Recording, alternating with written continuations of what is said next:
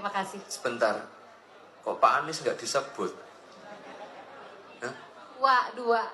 Pak Anies disebut juga, no, tidak adil. Gak, pertanyaan saya Mas, arah politiknya ke Pak Prabowo atau Ganjar? Wa ashabi ajmain. Rabbi shrah li sadri wa yassir li amri wahlul 'uqdatan min lisani yafqahu qawli. Amma ba'du. Jamaah Masjid Westall rahimakumullah, senang sekali saya bisa sampai di sini berwudu, bersujud. Insyaallah ini pertemuan yang membawa keberkahan bagi kita semua. Amin. Saya ingin menyebut beberapa yang tadi menyampaikan sambutan Presiden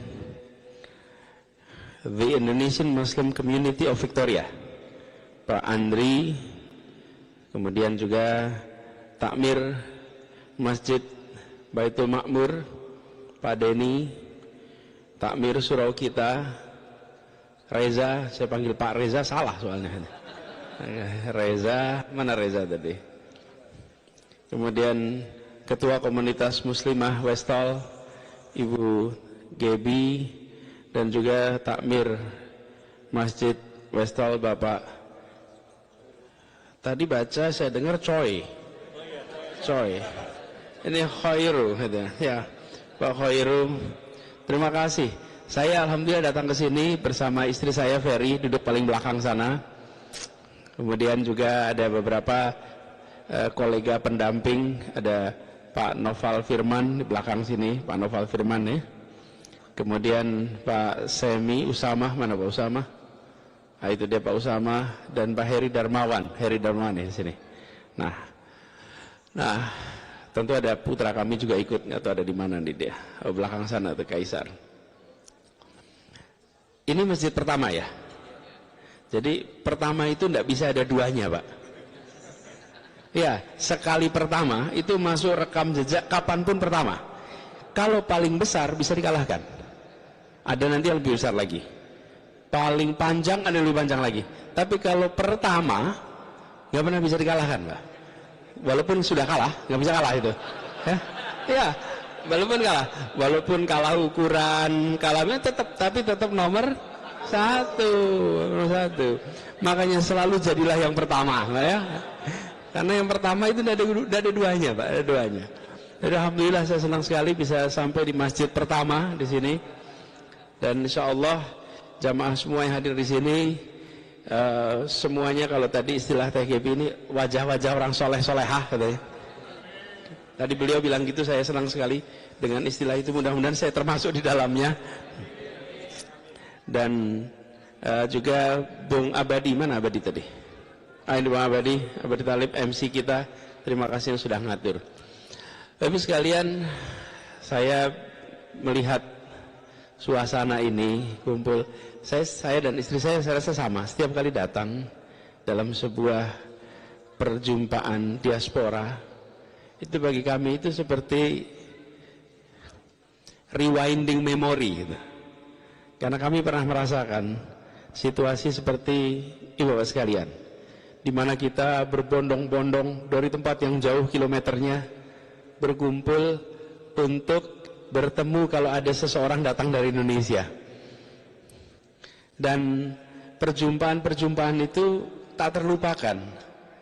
Lalu benar sekali kata Pak Andri, kita ini kalau sudah di luar, lantunan ayat suci Al-Quran terasa jauh lebih masuk di dalam.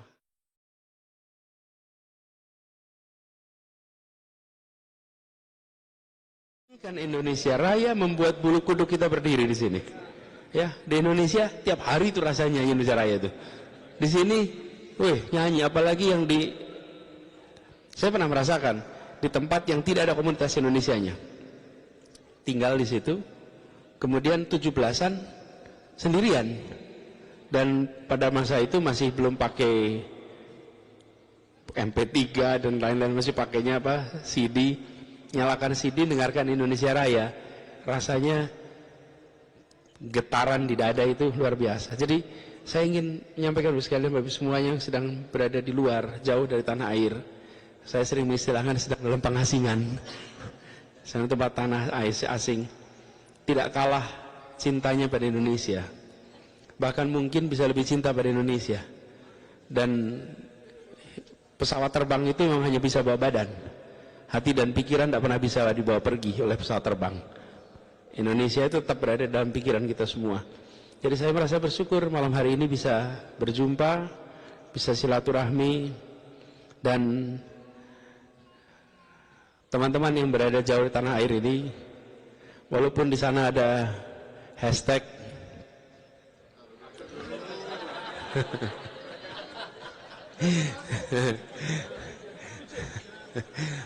apa lagi, saya coba jangan masuk.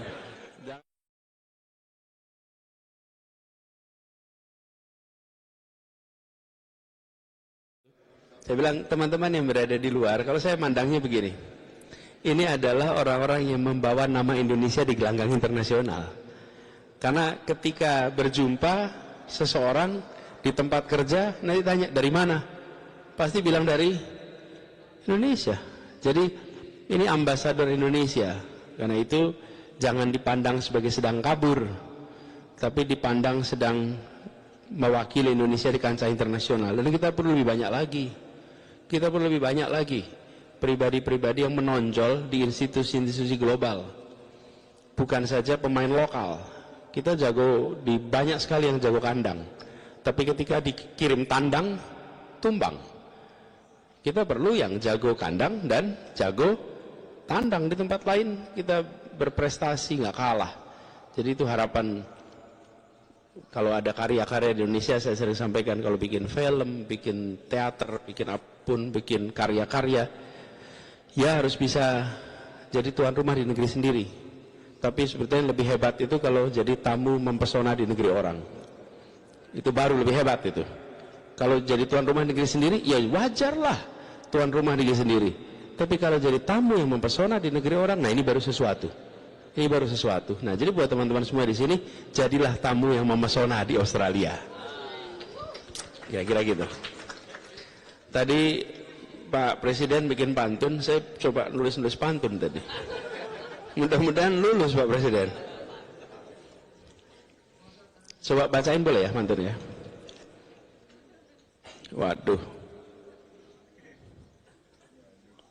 Nggak ada sinyal, hilang pantun saya. Ini. Halo teman-teman, berjumpa bersama saya di Politik Dangi. Teman-teman, ini menarik kita bahas ya, bagaimana ya Prabowo ini kemudian Ganjar adalah lawan politik Anies pada saat itu.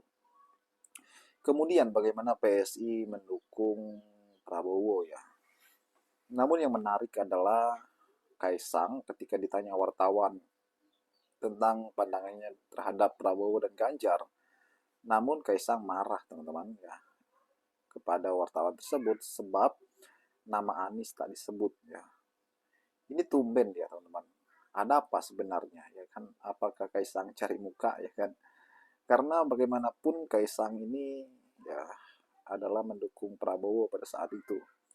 Dan kalau kita melihat Anies Baswedan adalah tokoh yang maju juga di Pilpres.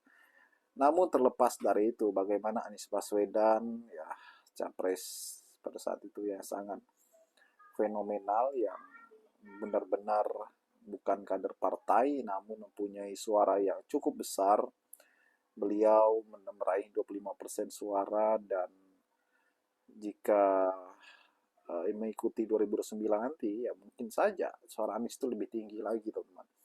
Sebab kekecewaan orang terhadap Prabowo Subianto saat ini sangat banyak ya. Banyak yang menilai bahwa programnya tentang lapangan pekerjaan pun belum maksimal ya. APBN selalu defisit ya. Ini adalah sebuah tanda-tanda ya apakah Prabowo Subianto akan hanya satu periode nanti dan digantikan orang yang sangat jenius, yaitu Anies Baswedan teman-teman. Semoga ya Anies Baswedan akan menjadi Presiden Republik Indonesia, Presiden ke-9 teman-teman. Bagaimana menurut kalian? Kita diskusi di kolom komentar. Sampai jumpa lagi. Salam.